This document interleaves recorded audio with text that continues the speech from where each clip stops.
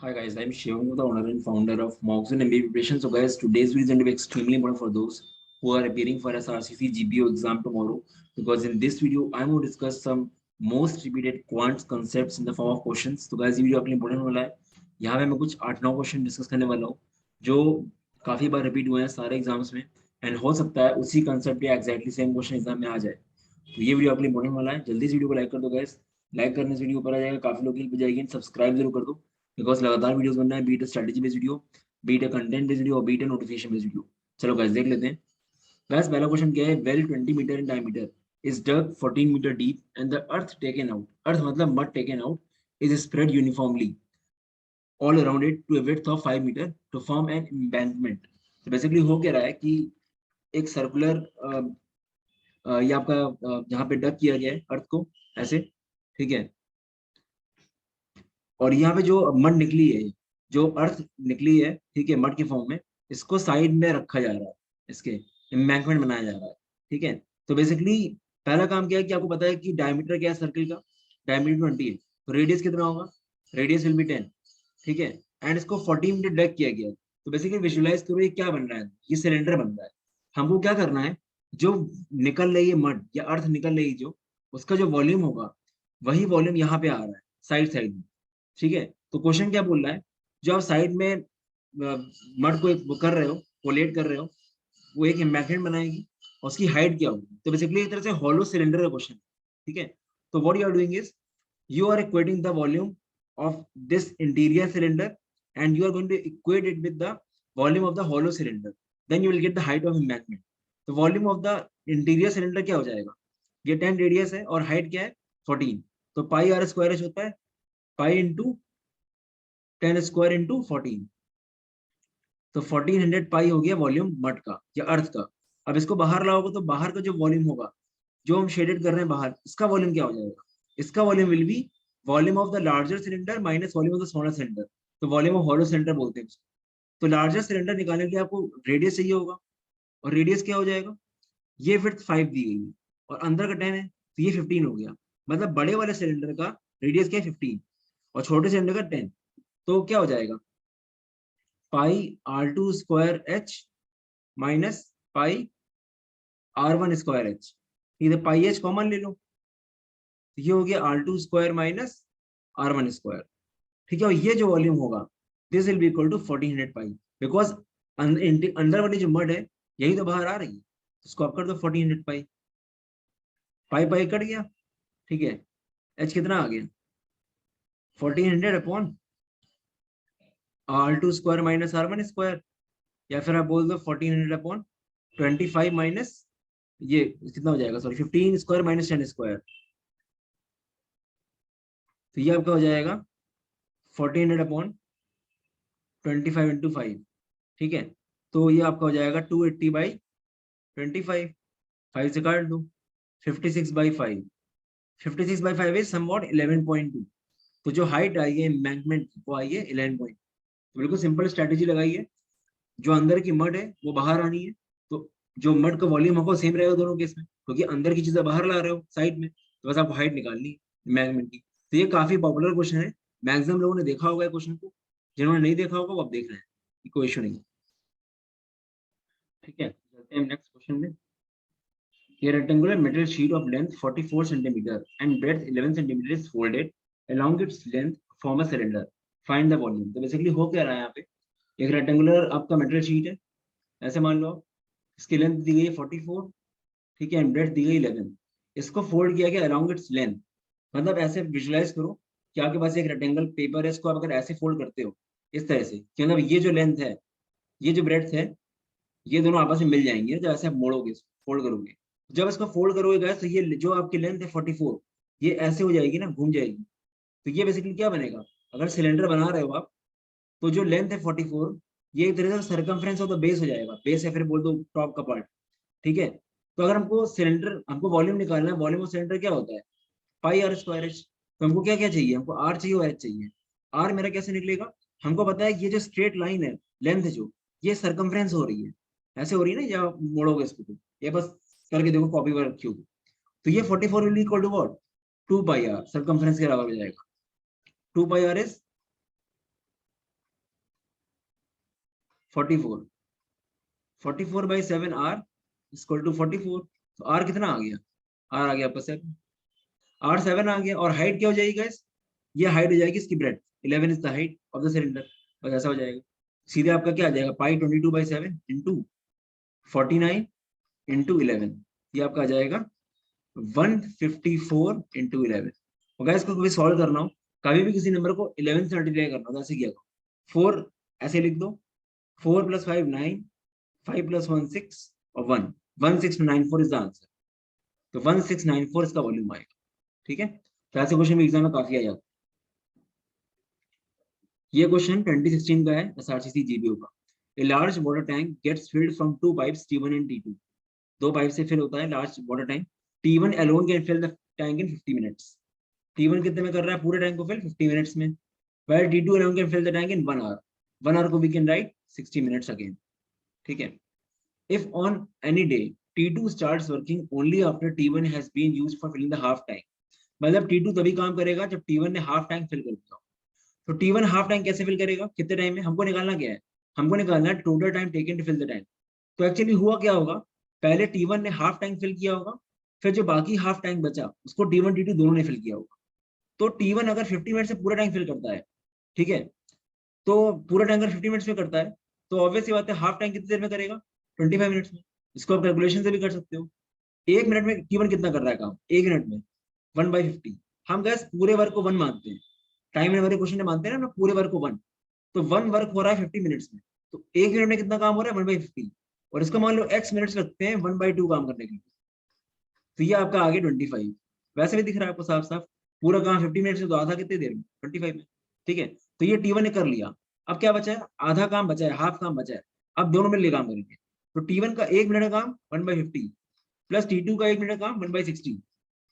दोनों में मिलकर मान लो x मिनट्स लेते हैं या फिर तो y मिनट्स लेते हैं और काम करते हैं 1/2, क्योंकि हाफ तो हो गया है, हाफ बचा है। सॉल्व करो इसको, 110 बाई अपॉन, ये हो जाएगा आपका 3000, कट गया ए मिनट को 110 अपॉन, हाँ ये आ गया 33,000। ठीक है, कट गया। ठीक है, वाई ऊपर है ही, इसको 1/2, तो ये कट गया, तो ये आ जाएगा आपका वाई क्या आ जाएगा, वाई आ जाएगा 150/11। तो मतलब टोटल टाइम कितना लगा, T1 है 25 मिनट्स लिए थे, प्लस दोनों मिलके 150/11 लिया, तो ये आपका आंसर आ गया। गैस देखने में डर लग रहा होगा ऑप्शन, तो ऑप्शन देके डरना मत। अगर आपने बेसिक से पढ़ा हुआ तो निकाल लोगे, अगर आपने फॉर्मूला रट के यार दिक्कत आएगी आपको। कभी फॉर्मूले से अवॉइड करो हमेशा। देखो guys, n person stands on circumference of a circle at distinct points। ठीक है, सर्कल का सर्कमफ्रेंस में n लोग खड़े हैं ऐसे ऐसे। ठीक है, each possible pair not standing next to each other. मतलब एक कोई भी पेयर ले लो, बगल वाला नहीं होना चाहिए, इसके साथ ये हो जाएगा, ये हो जाएगा ऐसे। Each possible pair not standing next to each other sings a 2 minute song, one pair after the other. अगर total time taken for singing is 28 minutes, अगर 2 मिनट में एक पेयर गा रहा है, टोटल पेयर कितने हैं, 28 मिनट्स पूरा ले रहा है, और 2 मिनट में एक पेयर गा रहा है, तो 14 पेयर्स हैं। तो basically it is same as finding the number of diagonals in a polygon. ठीक है, क्योंकि ये डायगोनल्स तो हैं, तो ये 14 पेयर्स मतलब 14 डायगोनल्स। और total number of diagonals in an sided polygon क्या होता है, वो क्या होता है, n into n-3/2 equal to 14 दिया है बेसिकली। ये 28 बस चेंज किया गया क्वेश्चन थोड़ा सा। 14 पेयर्स आ गया, वो पता है कि नंबर ऑफ डायगोनल्स की बात हो रही, बिकॉज बोल रहा है कोई बगल वाले से नहीं करेगा, तो अपने सामने वाले से करेगा, तो डायगोनल बन रहा है, तो उसको वैसे लिख सकते हो। 28 हो गया। अब गाइस ये 28 कभी सॉल्व मत करना इसको ऐसे, इसको ब्रेक करो इस तरह से। 28 is can be written as 7 into 4, तो n आपका 7 आ गया, क्योंकि 7 into 4 28 होता है, तो आंसर क्या आ गया 7। बस ये बहुत ही कॉमन क्वेश्चन है वैसे, ये सब क्वेश्चन बहुत पॉपुलर है। ठीक है, ये क्वेश्चन देखो, A started business with 50,000 after 3 months, B joined with an investment of ₹60,000 and A withdraws 10,000 out of this capital. 3 months later B brought another 20,000 more. At the end of the year, what should be the ratio of in which they A and B share their profits? तो guys ये partnership के question ना concept wise कुछ होते ही नहीं है। इसमें सिर्फ एक ही चीज आपको आनी चाहिए, किसी बंदे का इन्वेस्टमेंट क्या और टाइम क्या है, बस उसके रेशियोज होते हैं। और ये वाला क्वेश्चन है जब ज्यादा वेरिएबल्स होते हैं, दो लोग हैं और बहुत वेरिएबल हो रहा है, पहले कोई निकाल रहा है पैसा, फिर कोई डाल रहा है, तो ऐसे किसमें क्या करो कि आप एक को पकड़ो, ए क्या कर रहा है देखो, आप बी को छोड़ो दो। ए ने क्या किया, 50,000 इन्वेस्ट किया, फिर ए क्या कर रहा है आगे, ए ने विड्रॉ किया, after 3 months A is withdrawing 10,000। तो हम ये बोल सकते हैं कि ए ने क्या किया, 50,000 को 3 मंथ तक लगाया, फिर बाकी के जो 9 मंथ बचे हैं, बिकॉज पूरे साल का काम हो रहा है ना, बाकी जो 9 मंथ बचे हैं उसमें कितना इन्वेस्ट करा है, 40,000, क्योंकि 10,000 निकाल लिया 3 महीने बाद। ए का नेट ये है, इन्वेस्टमेंट टू टाइम। मैं फिर से रिपीट कर रहा हूँ, ए ने क्या किया, 50,000 इन्वेस्ट किया, बट 3 महीने बाद ए क्या कर रहा है, 10,000 विड्रॉ कर रहा है।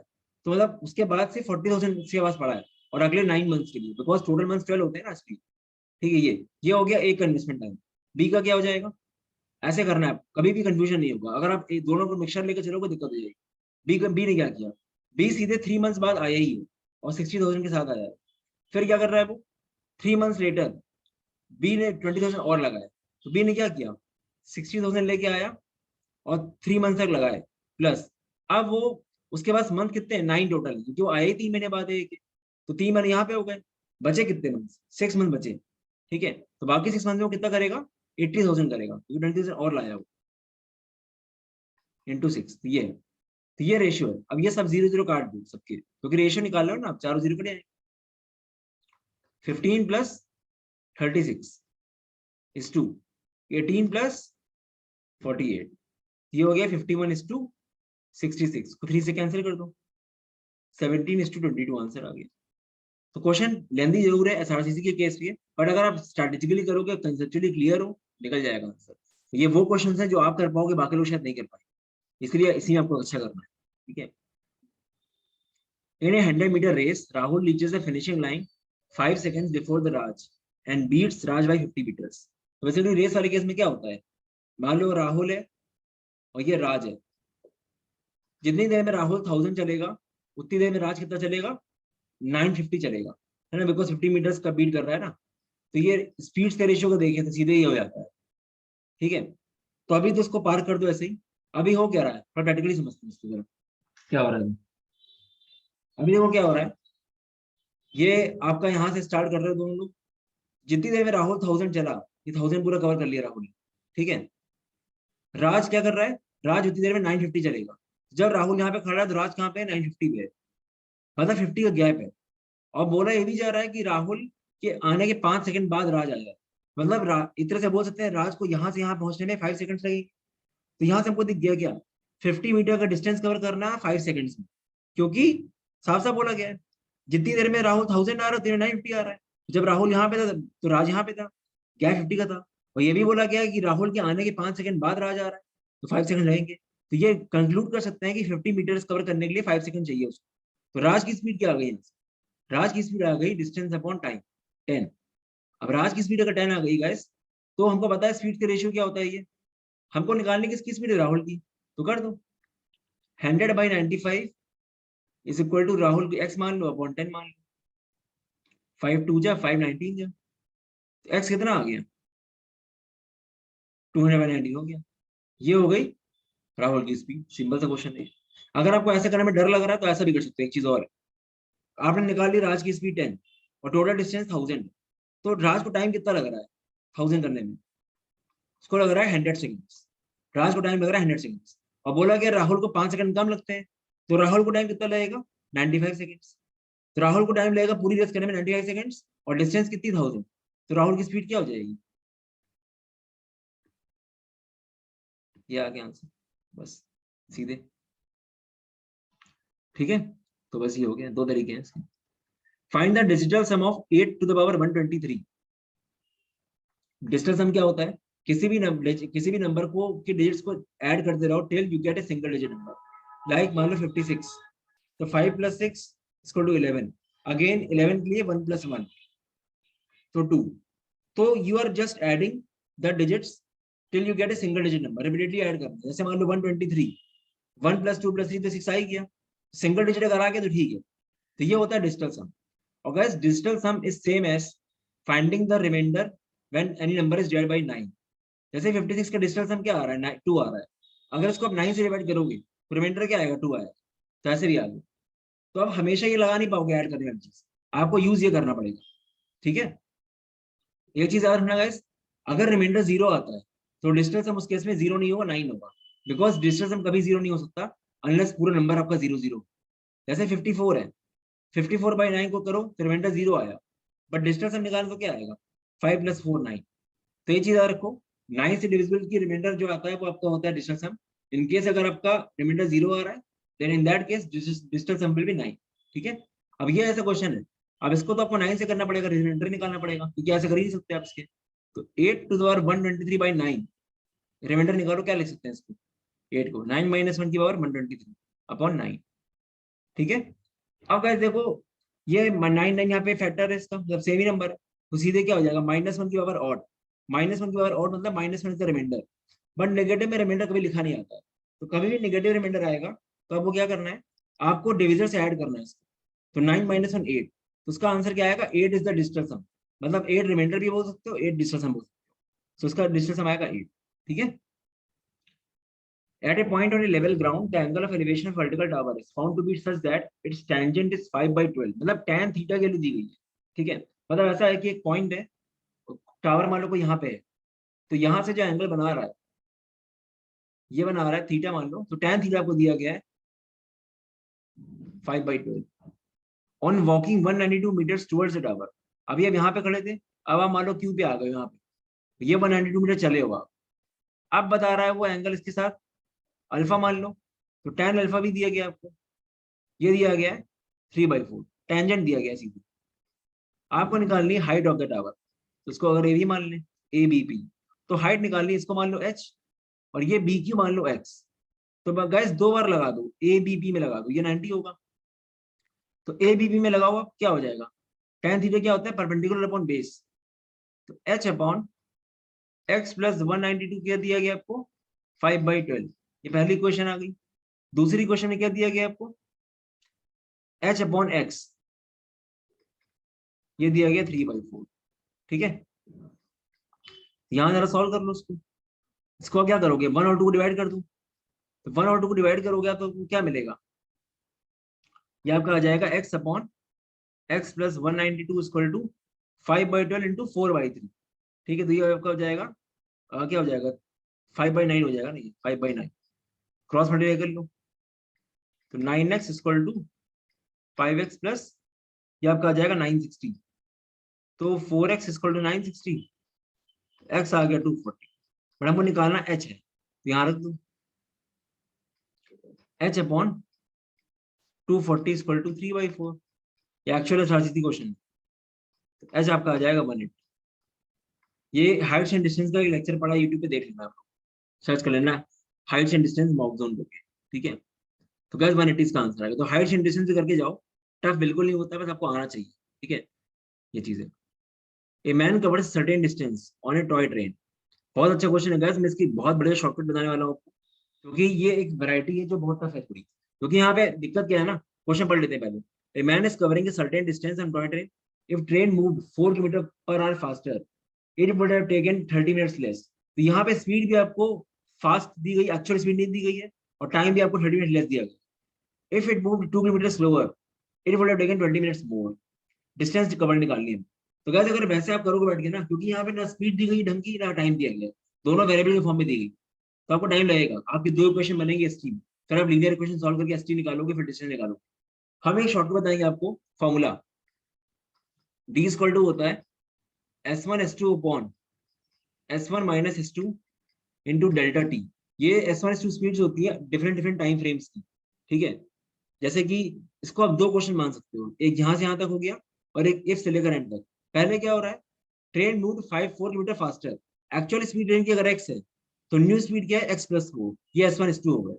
और टाइम क्या है, पहले टाइम t था, अब टाइम क्या है t - 30। तो मतलब यहाँ पे डेल्टा टी क्या होता है, डिफरेंस टाइम। तो ये रद्द हो जा रहा है यहाँ पे s1 s2, x into x + 4 upon 4 × 30, इसको बाई 60 कर लो, क्योंकि आपका km/h में हो, ये मिनट्स में स्पीड। ये पहली क्वेश्चन होगी, d = दूसरी क्वेश्चन क्या हो जाएगी, if it move 2 km slower, 2 kilometre slower है, पहले स्पीड x है, अब टू x - 2 की स्लोअर है, 20 मिनट्स मोर, पहले टाइम t था, अब t + 20। तो फिर अगेन बना लो इक्वेशन, एक x into x - 20, x - 2 upon 20 into, ये सॉरी 20 नहीं 2 आएगा नीचे, माइनस करेंगे ना स्पीड्स को। ठीक है, इंटू आ जाएगा, ये क्या आएगा, टाइम क्या है 20 मिनट्स मोर, तो 20/60 बस। ये दोनों डी हैं, इन दोनों को इक्वेट कर लो आप, इन दोनों को इक्वेट करोगे 60 कड़े आएगा आपका, ठीक है, 1 0 कड़े आएगा और 2 कड़े आएगा, तो आएगा क्या, x कड़े आएगा। तो सब कुछ काट दिया, अब क्या बचा, ये आपका बचा x + 4 × 3/2 इक्वल टू x - 2 × 2, ठीक है बचा आपका, तो बस कर लो 3x + 12 इक्वल टू 4x - 8, तो x आ गया 20, बस आपको x मिल गया 20, x मिल गया 20, जल्दी से रख लो आप, जल्दी क्वेश्चन में, किसी भी क्वेश्चन में यहाँ रख लो आप, तो d मिल जाएगा आपको तुरंत। तो क्या हो जाएगा, ये क्या हो जाएगा 20 × 24/4 × 1/2, तो 8 3 जा, आंसर आ गया 60। तो गाइस ये बहुत ज्यादा शॉर्टकट वाला क्वेश्चन है, मैं समझा रहा हूँ, इससे टाइम लग रहा होगा, और टाइम बिल्कुल नहीं लगता है, और इससे ज्यादा शॉर्टकट आई डोंट थिंक आपको मिल सकता है इसका। एक शॉर्टकट और होता है, वो लॉजिकल थोड़ा कम होता है, समझ में नहीं आता बच्चों, ठीक है, बट ये बेस्ट ऑप्शन, ये फॉर्मूला काफी काम आता है। तो ये एक्स की वैरायटी होती है, जनरली जो वैरायटी होती है वहाँ पे स्पीड आपको फिक्स दी रहती है 4 किलोमीटर, तो आप आराम से कर लोगे S1/S2 = T2/T1, बट यहाँ पे आपको बहुत टाइम लगेगा, आपको इक्वेशन बनानी पड़ेगी काफी, इसलिए तो ये बेस्ट ऑप्शन, ठीक है। So guys this was all about video, I guess आपको सीखने को मिला होगा कुछ, इसको शेयर करो बाकी लोगों के साथ भी, और हम लोग जो प्लेलिस्ट है शॉर्टकट्स वाली यूट्यूब पे, उसको देखो आप लोग। आज के दिन में आपको बोलूंगा कि आप सिर्फ उसे रिवीजन पे ध्यान दो, ज्यादा से ज्यादा फॉर्मूले याद रखो, ज्यादा मॉक चक्कर में मत पड़ो गाइस, ज्यादा मॉक देने से ज्यादा फायदा नहीं होने वाला, और इवन अगर कम नंबर आएगा डिमोटिवेट हो जाओगे। अपार्ट फ्रॉम दैट एसआरसीसी दे दो, इवन जो लोग अगले साल का ही प्लान कर रहे हैं, they can check out our MBA and CAT course SRCC exam के बाद, ठीक है। हम लोग का बैच स्टार्ट हो रहा है 12 मार्च से, बहुत ही डेडिकेटेड कोर्स है, बहुत ही डिटेल्ड कोर्स है, ठीक है। और अभी हम लोग के सीमैट वगैरह के भी कोर्सेज चल रहे हैं, सीडी के कोर्सेज चल रहे हैं, तो in case you want to inquire you can WhatsApp and this number. चलो guys all the best, bye bye, अच्छे से करके आना कल पेपर, मैं एक वीडियो बनाऊंगा अभी स्ट्रेटेजी का फाइनल, और क्या क्या आपको लेके जाना है एग्जाम में, ठीक है। चलो गाइस बाय।